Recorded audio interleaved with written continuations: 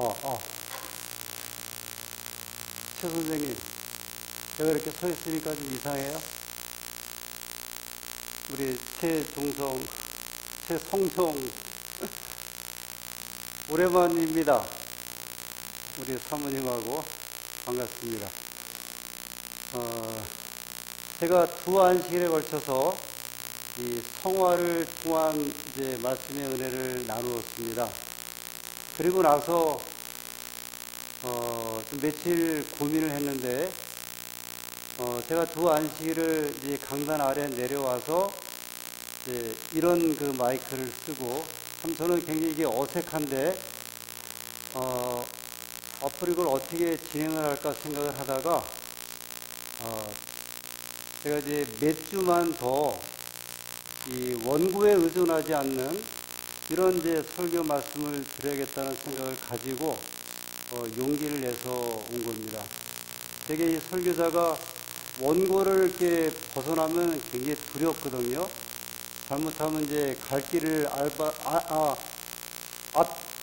나아갈 길을 이제 알지 못하고 헤맬 수 있는 이제 방향이 있는데, 제가 이렇게 다시 서게 된 것은 제가 제 시간을 이렇게 좀 조절해야 할 필요성도 있고, 그 다음에 교우님들과 함께 이 눈높이를 맞춰야겠다는 생각이 들어서 이제 익숙하진 않지만 익숙해지기 위해서, 그리고 좀 더 말씀 속에 함께 좀 접근하기 위해서 제가 설교 시간에는, 특별히 안식일 설교 시간에는 이 화면을 잘 사용하지 않는데, 가급적이면 이 본문과 관련된 한 컷의 사진을 통해서 이 함께 말씀을 좀 찾고 예배를 드렸으면 좋겠다는 생각에서 여러 가지 불비함에도 불구하고 이 아래에 함께 서게 되었습니다.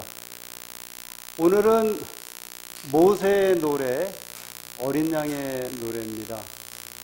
제가 출애굽기에 있는 말씀을 한 2달 정도 이렇게 진행을 하고, 작년 12월 15일에 7번째로 출애굽기에 대한 말씀을 드린 이후에 여러 교회 행사와 관련된 말씀들을 드리느라고 12월 중순부터 1월까지는 이제 그런 말씀을 드렸고, 오늘부터는 다시 출애굽기에 있는 말씀을 속개해서 이 출애굽기에 있는 본문의 말씀을 들어가도록 하겠습니다.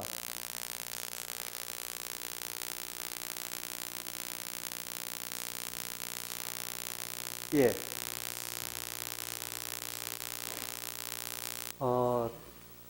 저희가 2달에 걸쳐서 출애굽에 대한 말씀을 이제 드렸는데, 한번 사진을 좀 보시겠습니다. 이 출애굽 경로가 저희가 예전에 30년, 35년 전, 40년 전에 이제 그 신학교에서 공부를 하고, 그 다음에 이 출애굽에 대한 말씀을 이렇게 나눌 때는 그 출애굽에 대한 경로가 딱 하나로 이렇게 단일화 됐었는데, 이 3, 40년이 지나면서 출애굽한 코스가 약간 이렇게 좀 여러 가지 그 견해들이 생기기 시작을 했습니다. 그래서 이제 어떤 그 출애굽에 대한 이야기는 이건 완전히 생각을 초월하는 출애굽 경로가 이렇게 소개되기도 하고 증거들을 이렇게 이제 나오기도 하는데, 저희는 일단 제가 이제 구시대 사람이고 또 예전부터 배웠고 생각했던 이 출애굽 경로를 이제 다시 한번 말씀을 드리고, 이 경로에 따라 이스라엘 백성들이 애굽을 떠나서 가나안으로 가게 된 이 여정을 이제 걸었다, 이런 이제 말씀을 좀 드리도록 하겠습니다. 여러분이 보시는 이쪽 왼편이 애굽이죠. 대략 이쪽에서 이제 고센 지역에 있는 이곳에서 출발을 해서 이 경로를 따라 이제 넘어온 것으로 생각을 합니다. 이렇게 시내산이고 다시 거슬러 올라가죠. 그런데 지금 이스라엘 백성들은 사실 출애굽해서 바로 요 단계에서 이렇게 지금 지나가고 있는 그 단계입니다. 아직 이제 애굽을 이렇게 갓 출발했던 이제 바로 그 단계인데, 어디를 넘어선 상태냐면 홍해의 한 부분을 이제 넘어선 상태예요. 이런 장면이죠. 이스라엘 백성들이 모세의 인도로 200만 명의 백성들이 이 홍해 바다를 지금 건너고 있는, 지금 건너가고 있는 모습이죠. 모세는 이제 지팡이를 들어서 홍해 바다를 이제 쳤고, 그 능력이 임하여서 200만 명의 이스라엘 백성들이 이제 출애굽해서 넘어가는 과정입니다. 예, 다 넘어갔어요, 홍해 바다를. 홍해 바다를 건너간 다음에 성경은 그때의 장면을 이렇게 소개를 합니다. 우리 성경 본문을, 우리의 성경을 가지고 보도록 하겠습니다. 출애굽기 14장 31절부터입니다. 출애굽기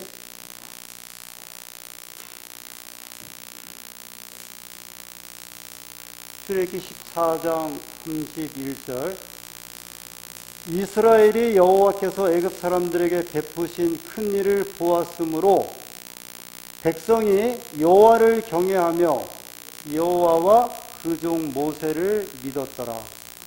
15장 1절입니다. 15장 1절이요.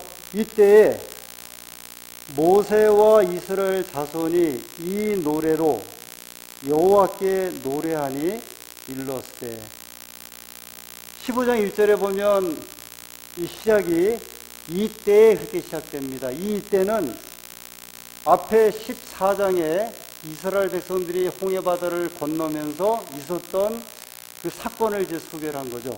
특별히 31절에 보면 이스라엘 백성들이 홍해 바다를 건넌 다음에 뒤를 돌아다 보니까 홍해 바다가 다시 이제 덮였고, 수많은 애굽의 이제 군대의 백성들이 그 홍해에서 죽음을 당한 이제 그 장면을 본 그 상태예요. 이스라엘 백성들은 이제 홍해 바다를 건너가서 그들이 건너온 홍해 바다를 돌아보니까 바닷물이 이제 넘쳤고, 그 바닷물 위에 수많은 애굽의 그 군사들이 시체가 되어서 이 떠도는 장면을 본 그때입니다. 그때 15장 1절에 모세와 이스라엘 자손이 이 노래로 여호와께 노래하니 하면서 그 유명한 모세의 노래가 시작되기 시작합니다. 이 15장의 모세 이 노래를 일반적으로 모세가 이 노래를 지었다고 생각을 합니다. 이 15장에 지금 이스라엘 백성들이 함께 부르는 노래는 작사가는 모세예요. 신명기 31장에도 보면 모세가 노래를 지어서 백성들과 함께 노래 부르는 이야기가 나오거든요. 모세는 그가 애굽에 있을 때 40년 동안 애굽의 학술을 다 배웠기 때문에 아주 지식도 또 예술적인 부분도 그다음에 군사적인 부분도 교육받은 사람이라 그가 이제 그 감동을 받아서 출애굽기 15장에 모세의 노래를 짓고 이 백성들과 함께 부르기 시작을 합니다. 우리 함께 계속해서 이 말씀을 읽도록 하겠습니다. 내가 여호와를 찬송하리니 그는 높고 영화로우시며 말과 그 탄자를 바다에 던지셨음이로다. 자, 2절 우리 교우님들이 읽으시기 바랍니다. 시작. 나의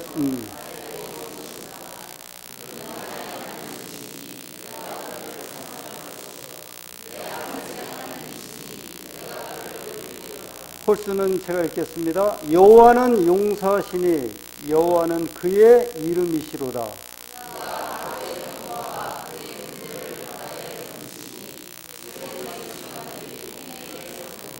큰 물이 그들을 덮으니 그들이 돌처럼 깊음에 가라앉았도다.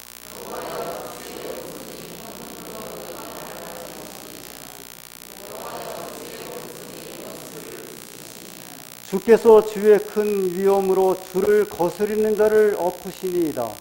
주께서 진노를 발하시니 그 진노가 그들을 지푸라기 같이 사르니이다.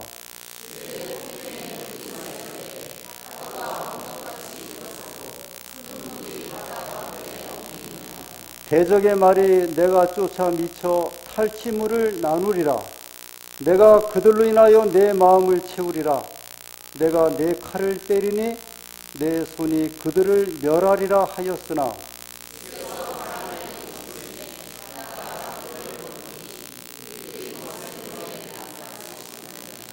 여호와여 신중에 주와 같은 자 누구이니까?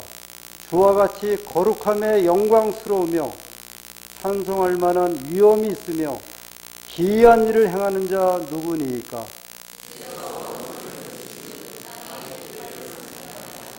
주께서 그 구속하신 백성을 은혜로 인도하시되 주의 힘으로 그들을 주의 성결한 처소에 들어가게 하시나이다.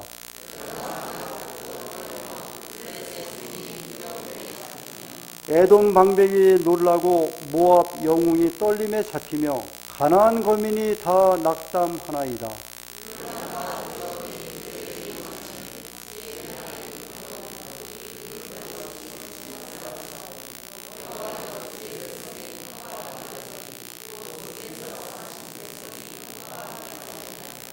주께서 백성을 인도하사 그들을 주의 기업의 산에 심으시리이다. 여호와여 이는 주의 처소를 삼으시려고 예비하신 것이라. 주여 이것이 주의 손으로 세우신 성소로소이다.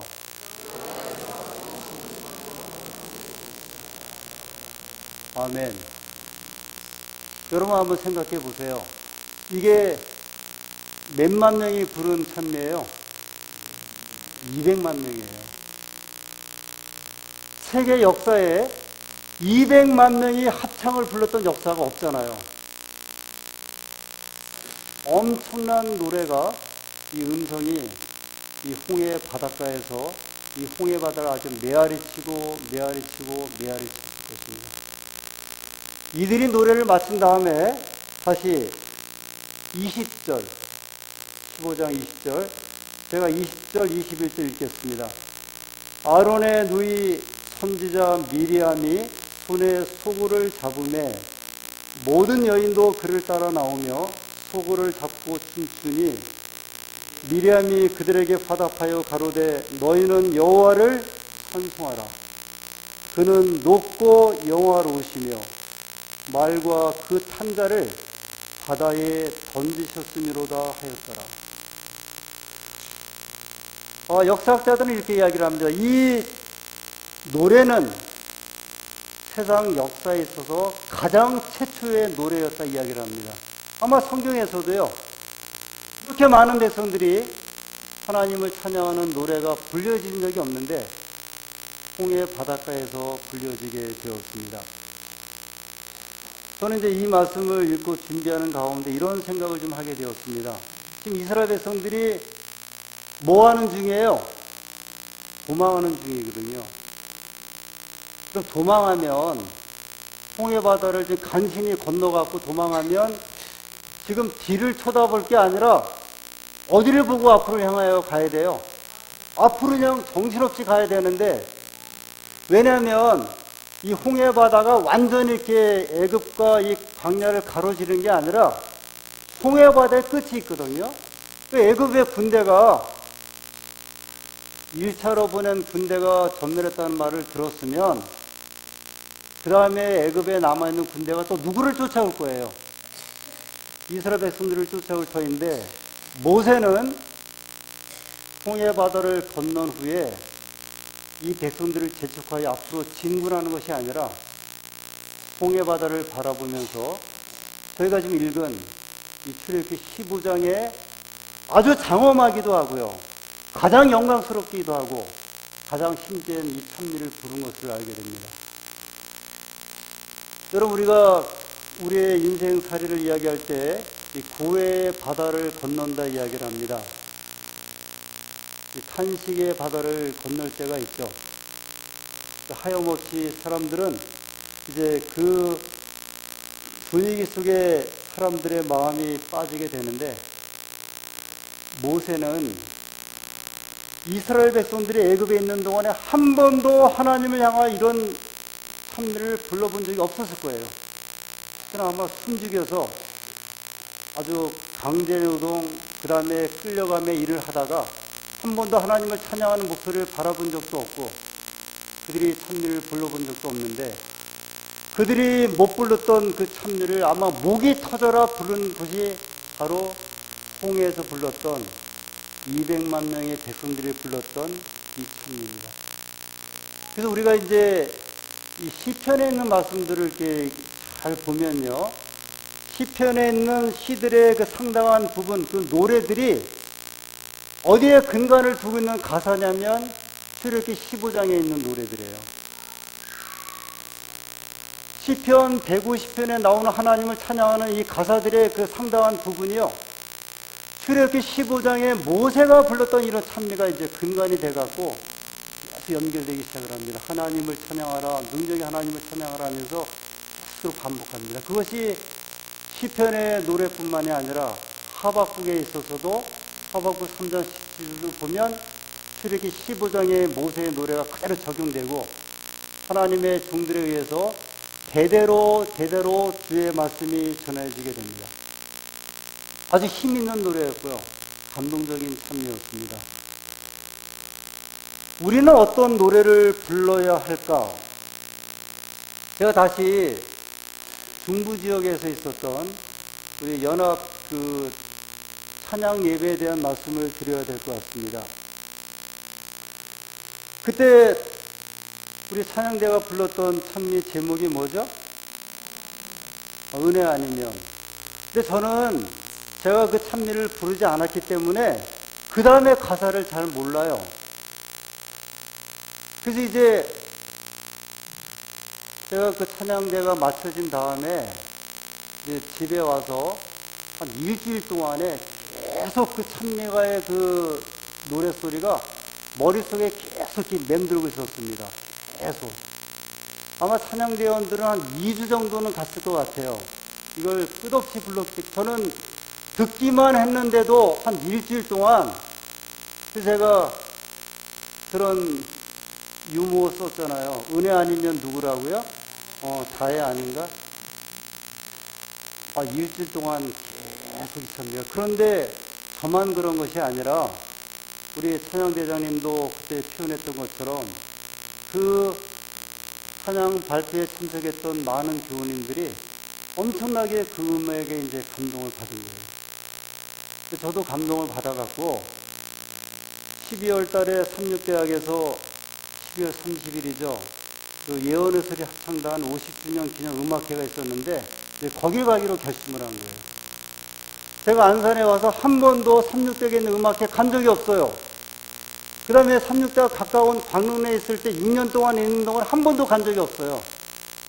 거의 11년 동안 제가 음악회에 간 적이 없는데 그때 그 부른 찬미를 들으면 무슨 생각을 했냐면 안산교회 찬양대도 이 정도를 부르는데 저 전문 합창단들이 부르면 얼마나 감동적일까. 더군다나 한 250명이 모여서 부르는 그 거대한 맘모스 합창단이거든요. 제가 이제 우리 몇 분들하고 음악회에 갔는데 사실은 은혜 아니면만은 못하더라고요. 왜냐면 워낙 큰 무대, 한 3,000명 모이는 무대였고, 솔직히 그랬어요. 우리가 노래를 이렇게 부르고 찬미를 할 때 가지고 있는 그 마음의 어떤 기쁨들은 우리 속에 굉장히 강력한 에너지를 주는 것은 틀림없는 것 같아요. 사익부인이 찬미를 굉장히 좋아하셨고 이제 많이 불렀는데 종종 이제 그 교우님들이 질문을 했습니다. 화인 여사요. 화인 여사께서 가정에서 찬미를 부를 때 어떤 찬미를 부르십니까? 이런 질문에서 아침 예배 드릴 때 어떤 찬미를 부르세요? 여러분 아침 예배 드릴 때 주로 부르는 찬미가 뭐예요? 야야야 급하다 빨리빨리 예배 드리자 찬미 부르자 아침 기도 드려오니 그거죠. 화익부인 가정에서는 어떤 찬미를 불렀을까? 아침 해가 돋을 때 모든 만물 신선해. 이 찬미가 화익 가정에 자주 불렀던 아침 찬미였다 그래요. 이 가사를 보면 아침 해가 돋을 때 모든 만물 신선해. 그 이미지가 느껴지십니까? 그 아침에 찬란하게 떠오르는 그 이미지요. 우리가 이제 그 식사법 이야기할 때 아침을 뭐같이 먹으라 그래요? 왕같이. 점심을요? 왕자같이. 저녁은요, 거지같이. 저녁, 이 무슨 의미예요? 왜 웃어요? 왜 웃어? 이게 얼마나 의미가 있냐면, 여러분 아침이 되면 그 찬란하게 떠오르는 태양이 엄청난 에너지가 있는 거거든요. 사람 몸의 구조가 아침이 되면 그 에너지를 받아갖고 이게 활발하게 움직이기 때문에요. 충분한 식사를 우리가 그때 감당을 하면서 에너지가 된다는 거예요. 저녁에는 왜 거지같이 먹으라고 하냐면 이 잠자리를 들면서 쉬어야 되기 때문에 가급적이면 이 적은 음식을 먹으라. 아침 해가 돋을 때 모든 만물 신선해. 이게 우리로 하여금 불러오는 아주 강력한 이미지가 이 찬미 안에서 이제 도사리고 있는 거예요. 또 우리가 아침에 어떤 찬미를 부르냐 아니면 어떤 기분을 가지고 사느냐가 그날 하루를 좌우하는 에너지를 주느냐 주지 못하냐는 엄청난 작용이 있지 않습니까? 제가 이 말씀을 한번 드린 것 같아요. 제가 신학과 2학년 때, 대개 이제 신학생들은 강의 시작하기 전에 찬미를 불러요. 근데 그때 찬미가, 가나안이 멸린고, 가나안이 멸린고, 그 다음에 피곤하다, 피곤하다, 가나안이 멸린고, 이 찬미를 부르고 있었는데, 그때 우리 2학년에 담임 맡았던 그 교수님께서 갑자기 강의 시간에 문을 열고 들어오자마자 막 이제 교탁을 치시면서요. 아니, 젊은 놈들이 지금 뭐가 피곤해갖고, 더군다나 신학생들이 피곤하다, 피곤하다, 가난이 멸리고 이런 노래를 부르는가? 아니, 이거는 연세가 드신 분들이 부르는 노래인데, 아니, 20대 젊은 신학생들이 뭐가 피곤해갖고 그 찬미를 부르냐? 절대 부르지 말라고.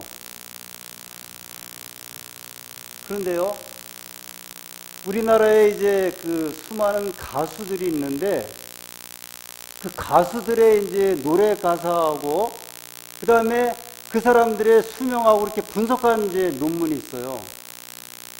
그 슬픈 노래를 부른 사람들은 많이 단명했어요. 김정호 씨, 대호, 그 다음에 산장의 여인 불렀던 그 권혜경 씨는 그 노래 부르고 2년 후에 후두암이 발생해갖고 평생을 고생을 했더라고요. 실제로 그분들이 연구한 거예요. 근데 왜 그런가를 이야기를 했는데, 노래 하나를 취입하려면 보통 2,000번을 불러야 된대요. 그리고 음반을 만들 때. 여러분 생각해 보세요. 김정호 씨가 그 하얀 나비 부를 때 그 노래가 얼마나 슬퍼요. 그리고 2,000번을 부르면 그 제작자들이 야, 더 슬퍼야 돼, 더 음정을 더. 근데 그러잖아요. 우리가 찬양대 지휘할 때 지휘자가 이 악보는 이 가사는 템포가 빨라 하니까 박자를 세게 하세요, 밝게 하세요, 그러잖아요. 근데 슬픈 노래를 부를 때는 계속 어떻게 해야 돼요? 영화 배우들이 어떤 작품 하나 맡으면 자기가 그 주인공에 몰입하려고 어떤 사람은 몸무게를 20kg도 빼기도 하고 자기의 생활 자체를 슬픔으로 만들기도 하고 그렇게 하잖아요. 그래서 그거 분석을 한 거예요. 상당히 많은 가수들이요, 요절했어요. 근데 그 특징이 뭐냐면 슬픈 노래들이에요. 한 10여 년 전에 죽은 김광석. 그 사람 노래도 굉장히 슬픈 노래가 많아요. 자살했잖아요, 어쨌든. 우리가 어떤 노래를 부르냐 하는 것은 대단히 중요한 것 같아요.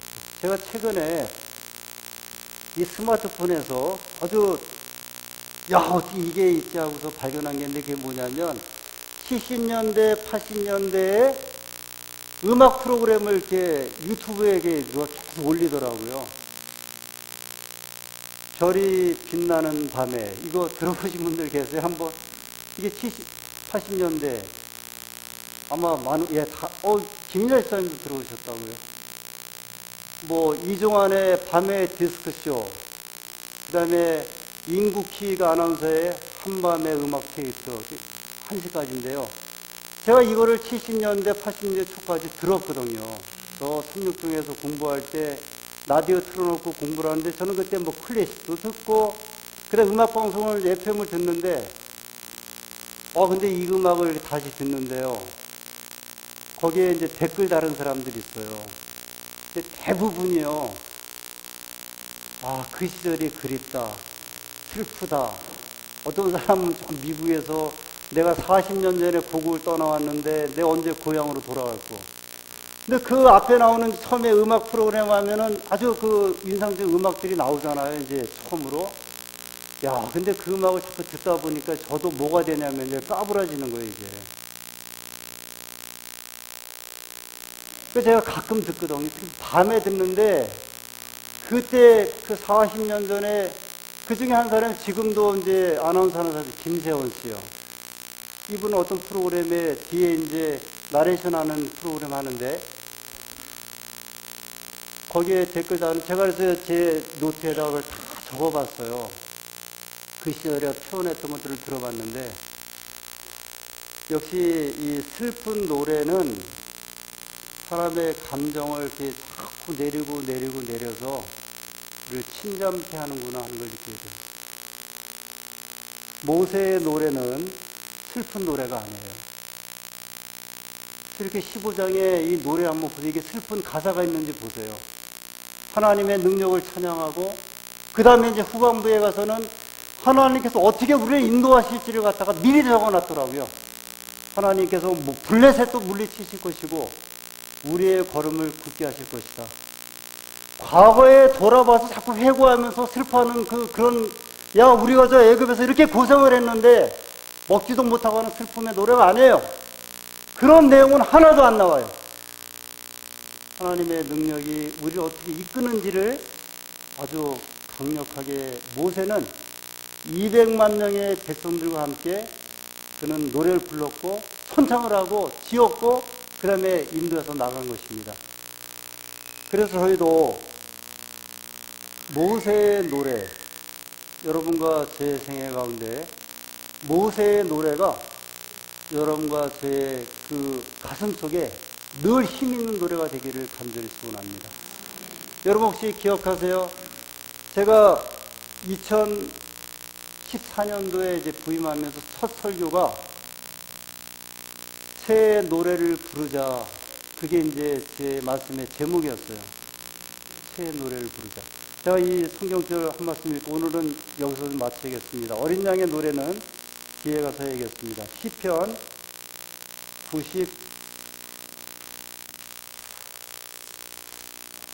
96편 1절에 있는 말씀입니다. 시편 96편 1절 시편 96편입니다. 새 노래로 여호와께 노래하라. 온 땅이여 여호와께 노래할지어다. 여호와께 노래하여 그 이름을 송축하며 그 구원을 날마다 전파할지어다. 새 노래를 부르자. 제가 이제 이 말씀에 이제 은혜 받은 것은 제가 이 말씀 읽다가 은혜 받은 것은 아니었고요. 어떤 한 남자가 이 말씀 읽고 은혜 받은 이야기를 이제 말하는 걸 보면서 제가 은혜를 받았어요. 미국의 한 남자가 60살에 이제 퇴직하게 됐습니다. 그래서 내가 이제 퇴직을 했는데 앞으로 20, 30년을 어떻게 살까 그렇게 생각을 하다가 기도원에 들어갔어요. 기도원에 들어가서 우리가 성경 말씀을 읽는데 시편을 읽다가 시편 96편 1절에 이 말씀에 이분이 이제 큰 감동을 받은 거예요. 오늘 안개 시간에 우리가 사랑하는 말씀을 한번 전하자 한 것처럼 여기 보니까 무슨 노래로 여호와께 노래하라? 새 노래로. 그래서 이분이 이 말씀을 보는데 같이 탁 꽂힌 걸 내가 60년을 직장 생활하며 살아왔고 가정을 일고 왔는데 보니까 자꾸 옛날 생각만 나더래요. 옛날에 있었던 거, 옛날의 이야기. 내가 앞으로 20, 30년을 살아야 하는데 그러면 옛 노래만 부르고 말 것인가?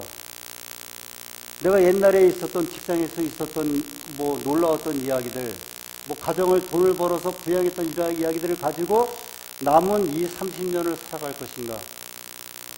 이분이 생각하기를 이 말씀을 드리고 내가 앞으로는 무슨 노래를 부르자? 새 노래를 부르자.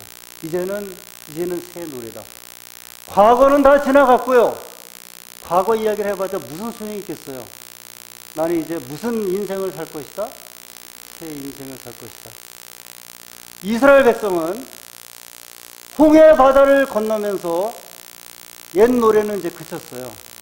애굽은 이제 그친 거예요. 어디로 접어드는 거예요? 광야를 거쳐 가나안으로 가는 길로 접어들게 되었습니다. 2019년 다시 시작됐습니다. 저도 이제 새로 출발해야 되고 우리 교우님들도 2019년 새로 출발하셔야 됩니다. 옛 노래를 부르시겠습니까? 새 노래를 부르시겠습니까? 애굽의 노래를 부르시겠습니까? 모세의 노래를 부르시겠습니까? 선택은 여러분과 저에게 달려 있습니다. 하나님의 은혜가 우리를 인도하시는 모세처럼 하나님의 능력을 찬양하고 전진하시는 주의 백성들이 되기를 간절히 소원하면서 말씀 마치겠습니다.